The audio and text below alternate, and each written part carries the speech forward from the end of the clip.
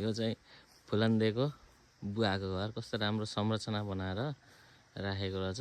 यसमा चाहिँ यो के अरे सिसी क्यामेराहरू पनि चाहिँ तपाईँ सिसी क्यामेराभित्र हुनुहुन्छ भनेर जडान गरेर यसलाई संरक्षित गरेर राखेको रहेछ। साह्रै राम्रो। यो चाहिँ याङरक गाउँपालिका वार्ड नम्बर 5 मुकुमुनदेखि अलिकति तल बाटोदेखि माथिपट्टि पर्छ। यो साह्रै राम्रो लाग्यो मलाई चाहिँ हैन। यहाँ चाहिँ हजुरहरू घुम्न आउन सक्नुहुन्छ।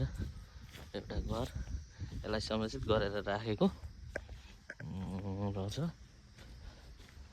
फुलन्दीको बाबाको घर यति राम्रो रहेछ। माथिपट्टि कोठाहरू चाहिँ अनि यो सिँढी मैले सबैतिरको भ्यू देखाइदिएको हजुरहरूलाई।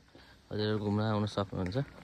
साह्रै राम्रो छ। फोटो अनि टिकटकहरू बनाउनको लागि चाहिँ एउटा भाइरल पोइन्ट हुनसक्छ यो चाहिँ।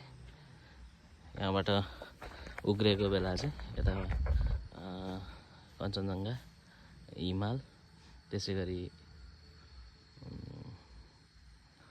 अर्को कुम्भकर्ण हिमाल पनि देख्न सकिन्छ। काबेली खोला यो देखिँदै गरेको चाहिँ ताप्लेजुङ पारीको चाहिँ यो चाहिँ 5 थर पर्छ।